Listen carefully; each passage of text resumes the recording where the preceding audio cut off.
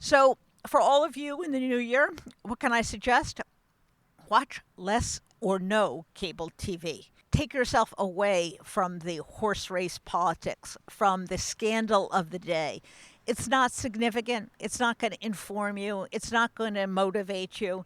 And ultimately, these things wash over and wash out. Find the good news sources that you like, hopefully, this one. Hi, this is Jennifer Rubin. I told you I was going to come from a sunnier location.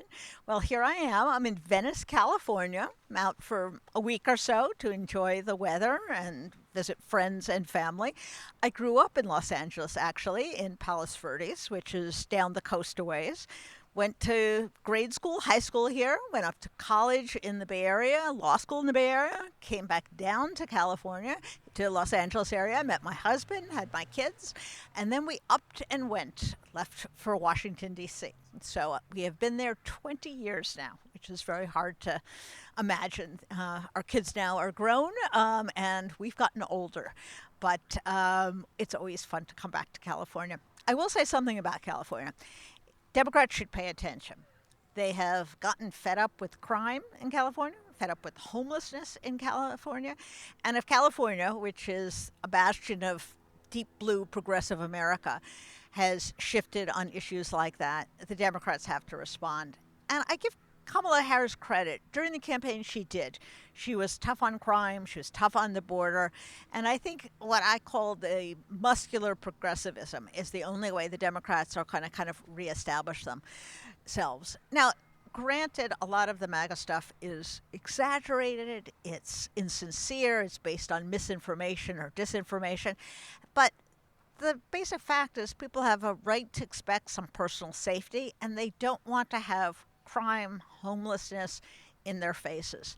So I think if Democrats follow her lead, and frankly follow Biden's lead a bit, I think they'll be okay. Looking ahead to 2024, I realize many people are anxious, are fraught with panic and anxiety. I look at it a little differently. First of all, the one thing I believe in, that I trust in, is Trump's utter incompetence. And we've already seen some of that. He doesn't know how the government works. He doesn't care about government. His advisors don't care about government. They fight amongst themselves. He is going to have an incompetent House that's going to be a very, very narrow majority. And as a result, I suspect a lot of the great plans may not get done. They may not get a lot of basic things done, like keeping the government open. Now, we certainly hope that they get through the debt ceiling crisis, because that would be disastrous for the economy. But they are going to be their own worst enemies. They always will. Now, I would caution about one thing. Trump has a genius for doing the bare minimum, exaggerating, declaring victory, and then moving on to the next thing. So, is he going to deport 11 million people? I sincerely doubt it. First of all, it would be economically ruinous. And secondly, the American people, I think, would really recoil the same way they did when they separated children from their parents.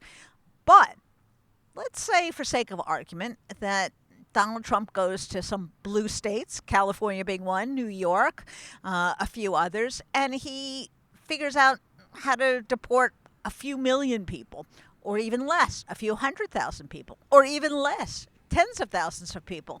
He then announces that he has solved the immigration problem. And because his voters, because his supporters live in a closed loop where there's no contradiction, there's no one there to point out, yes, but we still have 10 million more or 11 million more illegal immigrants. No one is going to take issue with him on their side. And I think Democrats would frankly be relieved if he does the bare minimum and moves on. His supporters will declare victory. They'll find him to be a genius, and they will move on. So I think we are right to be concerned. We are right to be fearful. We are right to be particularly alarmed at some of the people he is contemplating putting in government and their vendetta against the rest of us. But I don't think we should build Trump up to be the colossus that many think he's going to be. incompetence, stupidity, infighting, and just the logistics of getting done these impossible things that he has set himself out to achieve, I think will mitigate somewhat. Now, what about the Democrats? Actually think the Democrats are in, again, better shape than some people imagine. The election was very close, and had Kamala Harris had more than 3 months to introduce herself to the American people, and had more than 3 months to separate herself from Joe Biden, she could well have won. So, again, we shouldn't exaggerate the degree by which the Democrats lost. And although they did lose the Senate, they were able to eke out wins in some of the same key swing states in Michigan, Arizona, Wisconsin, and they actually narrowed the gap slightly in the House. So they don't start from a point of disaster. What they need to do, I think, is create a consistent, uniform, loud message. And that is, they are there to do good, to make the lives better of ordinary Americans. Trump is there for the billionaires and for himself. It's that simple. It's just a simple economic message over and over and over again. And when Trump tries to, maybe he will, pass his tax cut for billionaires, Democrats should be prepared to leap. Now, do they have to do something beyond that? Yeah, I think they have to present what they would be doing in the alternative.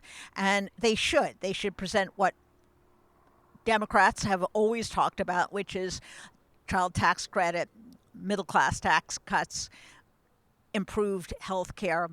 And to the degree to which Trump really does seek to go after some of these Democratic programs, which are popular, Democrats should respond. What they shouldn't do, I think, is leap at every outrage. They shouldn't get wrapped around the axle of every social issue and every outrageous thing he says, and he will say plenty of them. But the real challenge for Democrats, I've maintained this since the election, is they have to communicate. They have to communicate with real people. The DNC has to clean up its act, and I think Ben Cler is the guy to do it for the DNC chairman. He knows how to communicate. He knows that other platforms on whether it's YouTube, whether it's podcasts, whatever social media is where Democrats have to be. The idea that they go on, meet the press, and that is communicating with the American people is nonsense. No one is watching those shows, or if they are, they're people who are already sold on the Democratic Party. They have to go where people are. They have to be out in the real world. They have to talk the way normal people talk. And if you look at the people who were successful this time around, people like Rubin, they did that. They went out to where people are at entertainment venues, at music venues, in their real life, and they talked to them in a common sense fashion in real terms. So I think things are recoverable for Democrats. The laws of politics do not get suspended simply because Donald Trump is in office. Come 2026, we are going to have midterm elections, traditionally very bad for the incumbent party. And I think Democrats have a very good shot then to recover the House. Who's going to lead the Democratic Party? You hear that a lot. Well, when you're out of power, really no one is leading. You will have figures that emerge. They have the blessing of having a lot of governors who are very skilled, who are good communicators. Gretchen Whitmer, frankly, is my favorite. I think she is both down to earth. She's smart. She has operated in really a purple state very successfully. There are others, J.B. Pritzker, for example, Andy Beshear from Kentucky. So there will be figures who emerge. But before we get too exercised about the downfall of the Democratic Party and conclude that they are washed up, I think we should watch the Republicans try to govern for the next few years. And I suspect it's not going to be a pretty sight, but that's the good news. That's the upside. So for all of you in the new year, what can I suggest? Watch less or no cable TV. Take yourself away from the horse race politics, from the scandal of the day. It's not significant. It's not going to inform you. It's not going to motivate you. And ultimately, these things wash over and wash out. Find the good news sources that you like, hopefully this one. find other news sources, and do things. Get involved in your community, volunteer on campaigns. Virginia and New Jersey have gubernatorial and state legislative races next year, and those are going to be incredibly important. So do rather than doom scroll, and take a deep breath. It's going to be a little bit bumpy, but I think we're all going to get through this. And I want to wish all of you a happy, happy, healthy 2025. Let's hope it's a little bit more optimistic, a little bit more beneficial than 2024, and that this time next year we're looking forward to a year of the return of the Democrats in the midterm elections. So if you like this program, you like our other programs, please tell your friends. They can follow, they can listen to us on any platform where they get their podcasts. Bye-bye.